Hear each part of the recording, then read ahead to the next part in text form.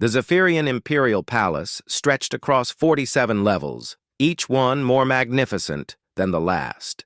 Its crystalline spires reached toward the twin suns, casting rainbow patterns across the polished marble floors.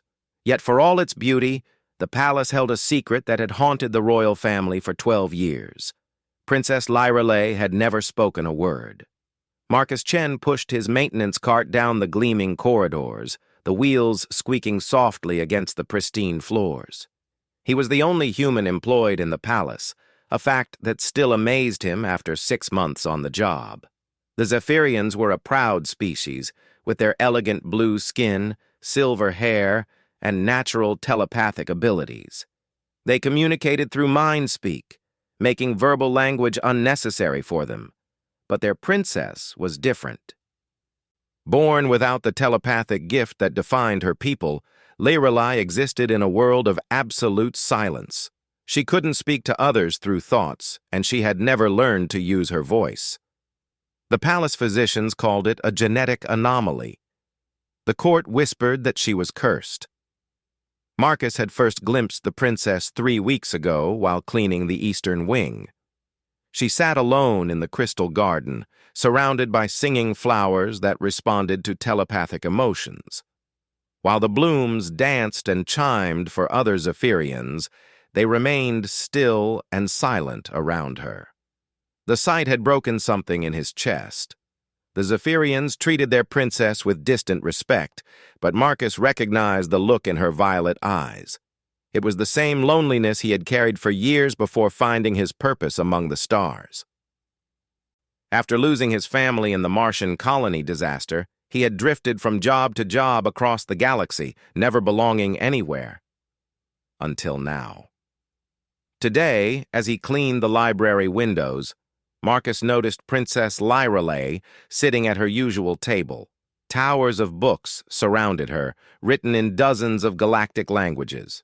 She was brilliant, he had learned, absorbing knowledge from every corner of the known universe since she couldn't participate in the mind-speak conversations that connected her people. A group of young Zephyrian nobles entered the library, their mental chatter creating a gentle humming in the air. Marcus watched as they deliberately chose seats far from the princess, their silver eyes avoiding her gaze. One of them projected a thought so loudly that even Marcus, with his limited telepathic sensitivity, caught fragments of it. Cursed bloodline, embarrassment to the throne. The princess's shoulders tensed, but she kept reading. Marcus felt anger flare in his chest. These people had no idea what real strength looked like. He approached her table, his cleaning supplies forgotten. The nobles watched with obvious distaste as the human drew near their princess. In Zephyrian society, different species rarely mixed, especially not servants with royalty. "Excuse me, Your Highness," Marcus said quietly, speaking in standard galactic instead of attempting the whistling Zephyrian language. "I couldn't help but notice you're reading Terran poetry." The princess looked up, startled. Her eyes were the color of deep space, beautiful and infinite. She nodded cautiously, glancing at the book in her hands. "That's Emily Dickinson," Marcus continued, sitting down across from her without permission. The nobles gasped audibly. She understood loneliness better than most. There's power in her words, don't you think? Princess Lyrelei stared at him for a long moment. Slowly, she opened the book and pointed to a specific line. "I'm nobody. Who are you? Are you nobody too?" Marcus smiled. "Then there's a pair of us. Don't tell." He recited the next line from memory. "They'd banish us, you know." For the first time since he'd been working in the palace, Marcus saw the princess smile. It transformed her entire face, chasing away the perpetual sadness that seemed to follow her like a shadow. The young nobles scattered, their mental voices buzzing with scandalized whispers about the human who dared speak to their princess as an equal. But Marcus didn't care. He had found something worth protecting. Over the following days, Marcus began timing his cleaning schedule around the princess's daily routine. She spent mornings in the Crystal Garden, afternoons in the library, and evenings on the observation deck watching the stars. Each time he encountered her, he would pause to share a few words about whatever she was reading or studying. The princess began leaving books open to specific pages when she saw him coming, using the text to communicate her thoughts. It wasn't speaking, but it was connection. Real, meaningful connection that transcended the telepathic bonds her people took for granted. Marcus learned that her name meant Song of Stars in ancient Zephyrian, a cruel irony for someone who had never made a sound. He discovered her love for xenobiology, her fascination with human history, and her secret dream of exploring the galaxy beyond her palace walls.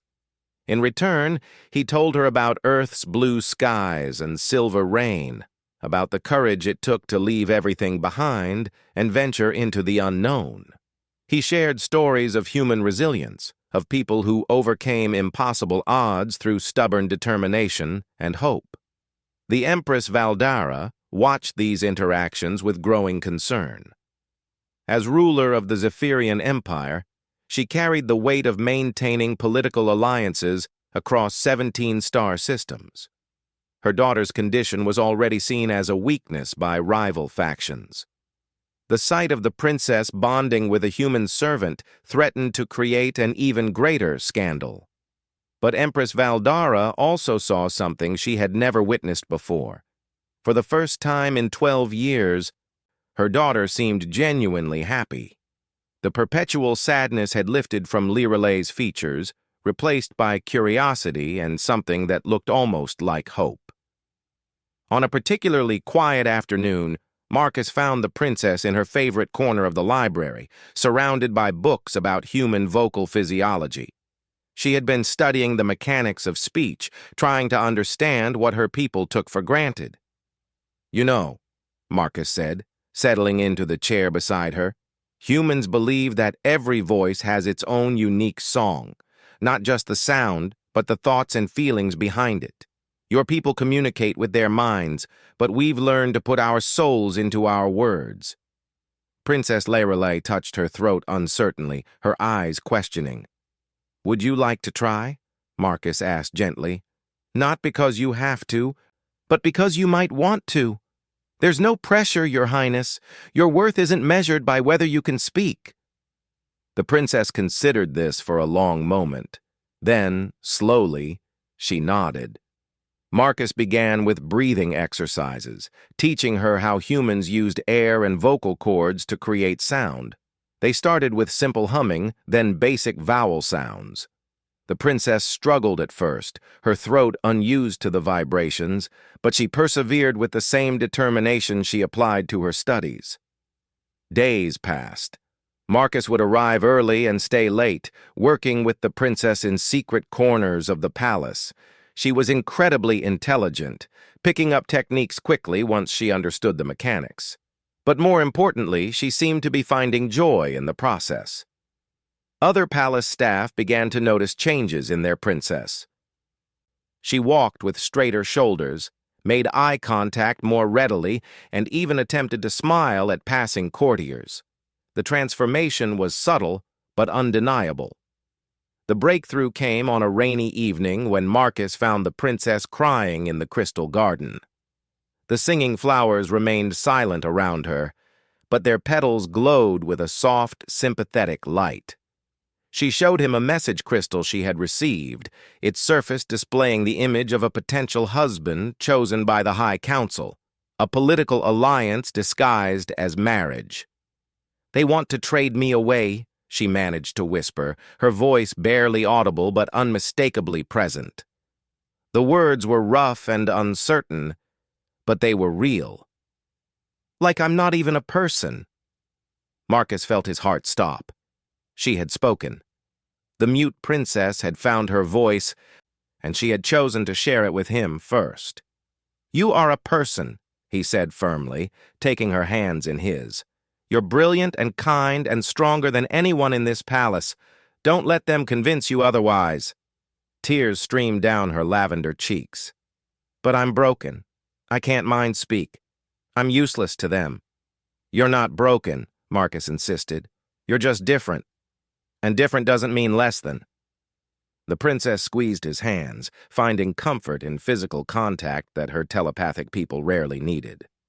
Around them, the crystal flowers began to chime softly, responding not to telepathic emotions, but to the genuine connection between two souls who had found understanding in each other. Unknown to them both, Empress Valdara stood hidden behind one of the garden's crystal pillars, tears streaming down her own face as she heard her daughter's voice for the very first time.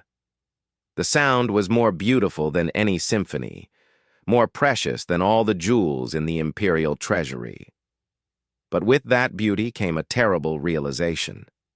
The human had succeeded where 12 years of royal physicians, telepathic healers, and court specialists had failed.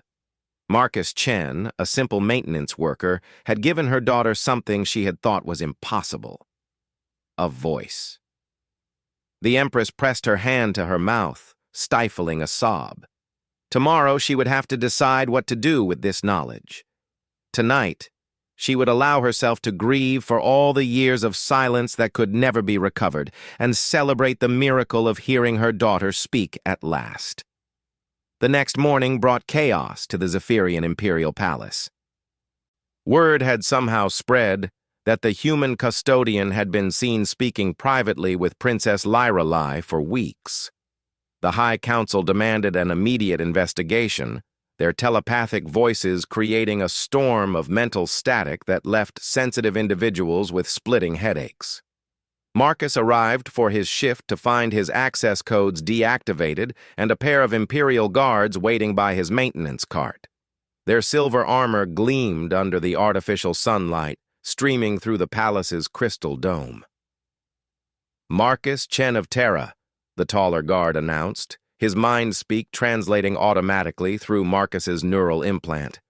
"You are summoned before the High Council for questioning regarding inappropriate contact with Her Royal Highness." Marcus's heart sank. He had known this day would come, but he had hoped for more time. Time to help the princess find confidence in her voice. Time to show the court that she was capable of so much more than they imagined. The council chamber was an imposing space, its walls carved from a single massive crystal that amplified telepathic communications. 12 of the most powerful Zephyrians in the Empire sat in a semicircle, their mental presence pressing against Marcus's consciousness like a heavy weight. High Counselor Zethrin spoke first, his thoughts sharp and accusing. "Human, you have violated numerous protocols by approaching Princess Lyrelei without permission. Explain your actions." Marcus stood straighter, drawing on the courage his species was known for throughout the galaxy. "I was doing my job, Counselor. Nothing more. Witnesses report extended conversations between you and the princess." "What was the nature of these discussions?" "We talked about books, literature, philosophy." Marcus met each council member's gaze steadily. "The princess is incredibly intelligent. She just needed someone to recognize that fact." Counselor Thyra, her silver hair woven with gems of rank, projected her disdain openly. "The princess is afflicted. She cannot participate in civilized discourse. Your claims are impossible." "With respect, Counselor, perhaps the problem isn't with the princess. Perhaps it's with your definition of civilized discourse." The council erupted in mental static, their collective outrage creating feedback that made Marcus's implant ache. But he held his ground, thinking of the princess sitting alone in the crystal garden, surrounded by flowers that couldn't hear her thoughts. High Counselor Zethrin raised his hand for silence. "You forget your place, human. The princess will be wed to Prince Kairos of the Stellar Coalition within the month. This alliance will secure peace for 3 star systems. Your friendship with her endangers delicate negotiations." Marcus felt cold dread settle in his stomach. "She's not a bargaining chip. She's a person with her own thoughts and feelings." "She is a princess of the Zephyrian Empire," Counselor Thyra snapped. "Her duty is to serve her people, not to indulge in impossible fantasies." What if I told you those fantasies weren't impossible? Marcus asked quietly. What if I told you that Princess Lirelei is more capable than any of you realize? The council members exchanged glances, their mental chatter too rapid and complex for Marcus's implant to translate clearly. Finally, High Counselor Zethrin leaned forward. Explain. Marcus took a deep breath. This was the moment that would either save the princess or destroy them both. Give me 1 week. Let me show you what the princess can really do. If I fail to prove her capabilities, I'll accept whatever punishment you deem appropriate and leave the palace forever. And if you succeed? Counselor Thyra asked skeptically. Then you give her a choice. About her marriage, about her future, about everything. The council's mental debate created a low humming that vibrated through the crystal walls. Marcus waited, his heart pounding, knowing that he was gambling everything on a week to change 12 years of assumptions. Meanwhile, Princess Lirelei paced her private chambers, anxiety gnawing at her chest. Her mother had summoned her for a private audience, something that happened perhaps once every few months. The timing couldn't be coincidental. Empress Valdara sat at her writing desk when Lirelei entered, her silver hair catching the light from the window. She looked older than usual, as if she had aged years overnight. Sit, my daughter, the Empress said aloud, her voice melodic in the way of their people. She rarely spoke audibly, reserving mind speak for official business. Lirelei perched on the edge of a chair, her hands folded carefully in her lap. She had never felt comfortable in her mother's presence, always aware of her deficiency, always conscious of the disappointment she represented. I heard something interesting last night, Empress Valdara continued, her violet eyes studying her daughter's face. Something that seemed impossible. Lirelei's heart stopped. Her mother knew. Somehow she had discovered the secret of the garden, the miracle of finding her voice. I heard my daughter speak for the first time in 12 years. The words hung in the air between them. Lirelei opened her mouth, then closed it, uncertain how to respond. She had dreamed of this moment countless times, imagining what she would say to her mother if she ever found her voice. Now, faced with reality, the words seemed to stick in her throat. Show me, Empress Valdara whispered, tears beginning to form in her eyes. Please, Lirelei, let me hear your voice. I'm sorry, Lirelei managed, her words soft but clear. I'm sorry I'm not what you wanted. I'm sorry I can't mind speak like everyone else. I'm sorry I've been such a disappointment. Empress Valdara's composure cracked completely. She crossed the room in 3 swift steps and pulled her daughter into her arms, something she hadn't done since Lirelei was a small child. My beautiful girl, she sobbed, her voice breaking. You could never be a disappointment. I'm the one who should apologize. I let fear and politics blind me to what was right in front of me. For several minutes, mother and daughter held each other while years of pain and misunderstanding melted away. When they finally separated, both were crying openly. The human, Empress Valdara said, wiping her eyes. Marcus. He helped you find your voice. Lirelei nodded. He showed me that being different doesn't mean being broken. He taught me that my worth isn't measured by what I can't do, but by what I choose to do. The High Council wants to punish him. They see his influence on you as dangerous. They're afraid, Lirelei said, her voice growing stronger with conviction. They're afraid that if I can overcome my limitations, other people might start questioning theirs. Empress Valdara smiled through her tears. When did my daughter become so wise? When someone finally listened to what I had to say. The Empress took her daughter's hands. The council has arranged your marriage to Prince Kairos. The ceremony is planned for next month. Lirelei's newfound confidence wavered. Do I have any choice in the matter? You do now, Empress Valdara said firmly. I won't force you into a political alliance, not when I've finally gotten to hear your thoughts in your own voice. What about the coalition? The peace treaty? We'll find another way. We always do. The Empress squeezed her daughter's hands. But first we need to deal with the situation involving Marcus. The Council has given him 1 week to prove your capabilities. If he fails, he'll be exiled from Zephyrian space. Lyra felt panic flutter in her chest. 1 week to do what? I don't know. But whatever it is, you won't be facing it alone. Not anymore. That afternoon, Lyra made her way to the restricted section of the palace where Marcus was being held under guard. She had never used her royal authority to override security protocols before, but desperation gave her courage. She found him in a small guest room, staring out the window at the crystal spires. He turned when she entered, his face lighting up with relief. "Your Highness," he said, standing quickly. "Are you all right?" "I was worried they might blame you for what happened." "I'm fine," Lyra said, then paused. "Actually, that's not entirely true. I'm terrified. But I'm also grateful. For the first time in my life, I have a voice. Because of you."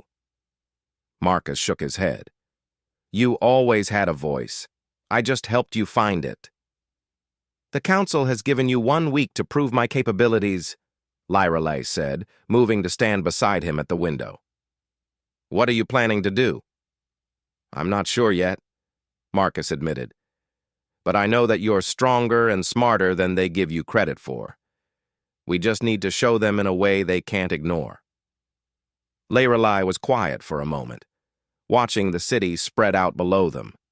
Millions of Zephyrians going about their daily lives, all connected through the telepathic network that she had never been part of.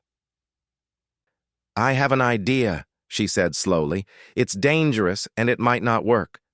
But if we're going to change minds, we need to do something extraordinary." Marcus turned to face her, seeing the determination burning in her violet eyes. "I'm listening." "The annual Telepathic Arts Festival is in 5 days. Representatives from across the galaxy will be there, including potential allies and enemies of the Empire. It's a showcase of Zephyrian culture and capabilities. And," Lyra smiled, and Marcus was struck again by how much she had changed since that first day in the library. "I'm going to perform. In public. In front of everyone." Marcus felt his heart skip a beat. "Lyra, that could backfire completely. If anything goes wrong, then we'll fail spectacularly," she said with a laugh that surprised them both. "But at least we'll fail on our own terms." Looking at her face, Marcus saw something he recognized. It was the same fierce determination that had driven humans to explore the galaxy despite the odds, the same stubborn refusal to accept limitations that had made his species legendary across the stars. "All right," he said, offering her his hand. "Let's give them a show they'll never forget." As they shook hands, both knew they were embarking on something that would either vindicate everything they had worked for or destroy any chance of a future together. But for the first time since arriving at the palace, Marcus felt hope. The mute princess had found her voice. Now it was time for the galaxy to hear what she had to say. The Crystal Amphitheater was the crown jewel of the Zephyrian capital. Its translucent walls capable of amplifying both telepathic communications and acoustic sound across vast distances. Tonight, it hosted delegates from 47 star systems, all gathered for the most prestigious cultural event in this sector of the galaxy. Marcus stood in the shadows backstage, his maintenance uniform replaced with simple formal attire that Empress Valdera had quietly provided. His hands shook slightly as he watched the massive crowd settling into their seats. Representatives from the Stellar Coalition sat in the VIP section, their ornate uniforms marking them as the very people who expected to claim Princess Lyra as a political bride. "Are you ready for this?" Marcus asked, as the princess joined him in the wings. Lyra wore a gown of deep violet that matched her eyes, her silver hair woven with crystal threads that caught the stage lights. She looked every inch the royal princess, but Marcus could see the nervous energy thrumming through her. "I've been ready for this my entire life," she said, her voice steady despite her nerves. "I just didn't know it until now." The past 5 days had been a whirlwind of preparation. While the High Council remained skeptical, Empress Valdera had thrown her full support behind her daughter's plan. The performance would be unprecedented in Zephyrian culture, a combination of vocal artistry and dramatic presentation that had never been attempted by their telepathically oriented civilization. High Counselor Zethrin took the stage to address the gathered dignitaries. His mind-speak was translated for non-telepathic species through universal communicators. "Tonight, we showcase the finest achievements of Zephyrian culture," his mental voice projected across the amphitheater. "Our artists will demonstrate the harmony possible when minds unite in perfect synchronization." The first performers took the stage, a trio of telepathic musicians who created cascading waves of shared emotion that manifested as visible light patterns around them. The audience responded with appreciative mental applause, their collective thoughts creating a gentle harmonic frequency that vibrated through the crystal structure. More acts followed, each one a masterpiece of telepathic artistry. Poets who painted stories directly into the minds of their audience. Dancers whose movements synchronized perfectly through shared consciousness. Sculptors who shaped crystal with pure thought. Marcus felt increasingly nervous as their turn approached. How could they possibly compete with such displays of mental prowess? "Ladies, gentlemen, and beings of all species," High Counselor Zethrin announced as the evening reached its climax, "we conclude tonight's festival with a special presentation. Her Royal Highness, Princess Lyralei, will demonstrate a unique form of artistic expression." The crowd stirred with surprise. Many had never seen the princess in public before, and none expected her to perform. As Lyralei walked onto the stage, Marcus heard whispered conversations in dozens of languages, all wondering how the telepathically impaired princess could possibly contribute to an evening celebrating mental artistry. Prince Kairos of the Stellar Coalition leaned forward in his seat, his golden eyes narrowing with interest. He was a handsome man in the classical sense, with the broad shoulders and commanding presence expected of a warrior prince. But Marcus noticed that he watched Lyralei with the calculating gaze of someone evaluating a potential asset rather than a future wife.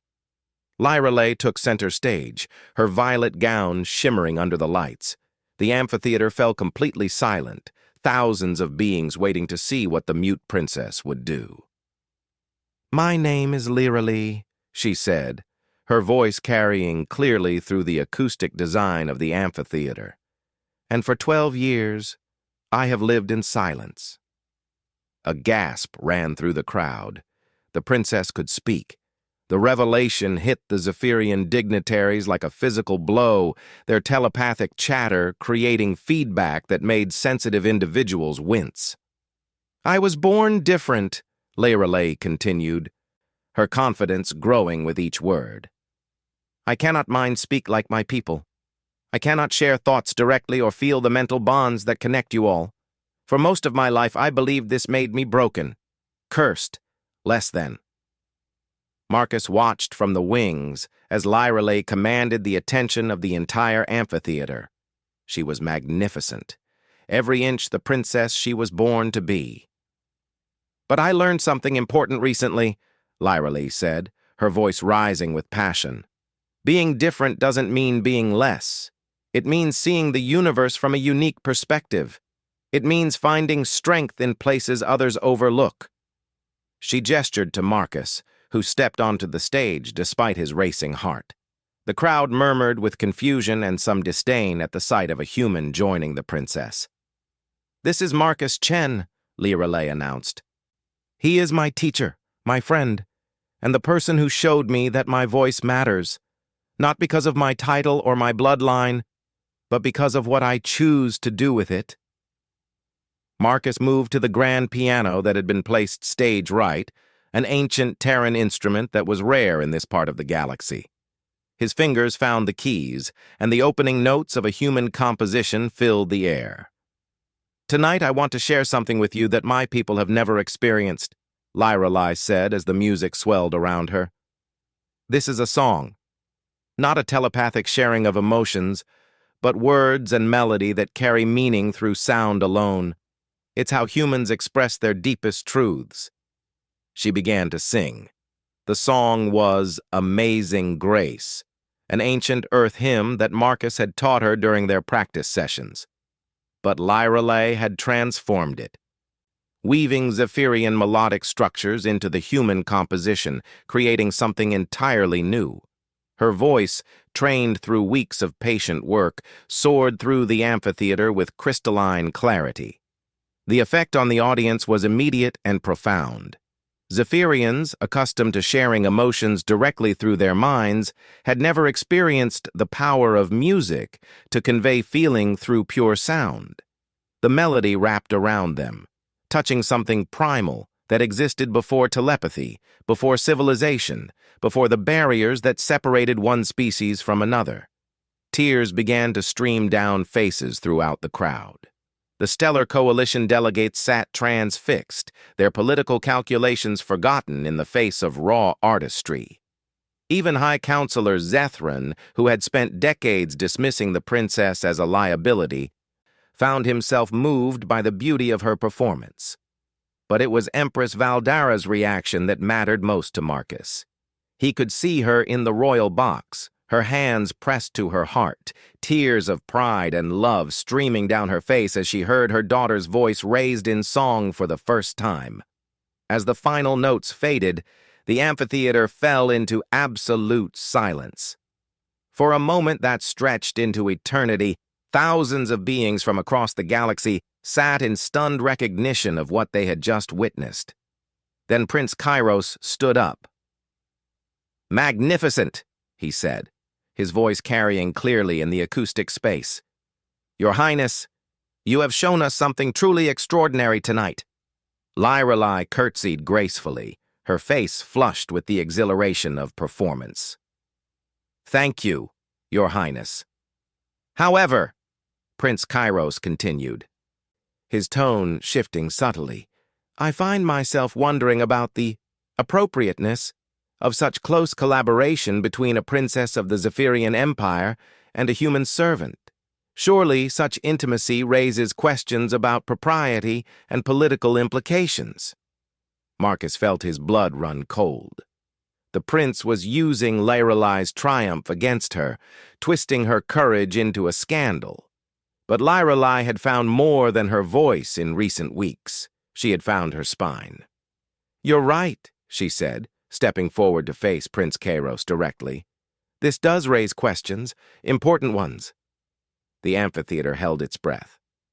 It raises questions about why we allow political convenience to override personal choice, why we trade people like property instead of respecting their autonomy, why we fear differences instead of celebrating them. Prince Kairos's expression hardened. "Princess, you speak of matters beyond your understanding. Marriage alliances have maintained peace between our systems for generations." "And what about my understanding?" Lyrelai asked, her voice ringing with authority. "What about my right to choose who I spend my life with?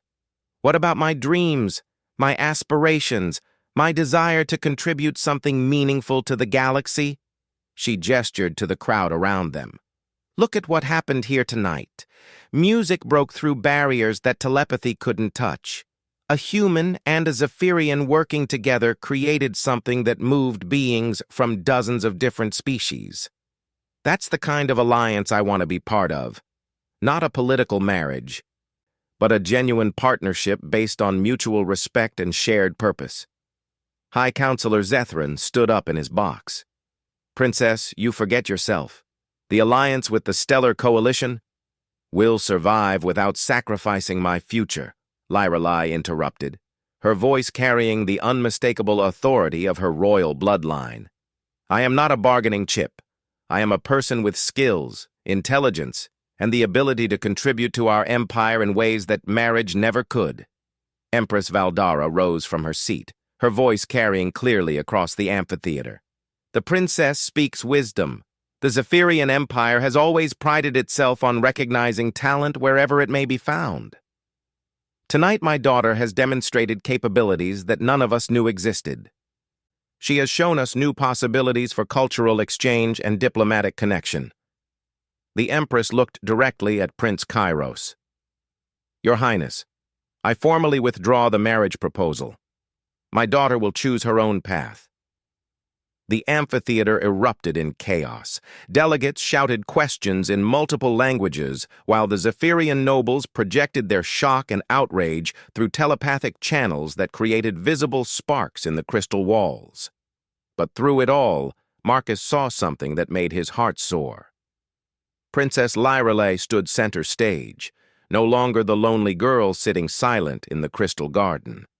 She had become exactly what she was meant to be. A bridge between worlds, a voice for the voiceless, a princess who chose courage over convenience. As the crowd slowly settled and delegates began the complex process of political recalculation, Lyrelei walked over to where Marcus stood at the piano. "Thank you," she said, taking his hand. "For everything." Marcus squeezed her fingers gently. "Thank you for letting me be part of your song." Behind them, the crystal amphitheater continued to ring with the echoes of music and the promise of change. The mute princess had found her voice, and in doing so, had given voice to everyone who had ever felt different, overlooked, or undervalued. In the royal box, Empress Valdara wiped the tears from her eyes and began planning a very different future for her daughter and her empire. The human custodian had given them more than anyone could have imagined. He had given them hope. The festival was over, but the real performance was just beginning. And for the first time in 12 years, the future was filled with the sound of possibilities.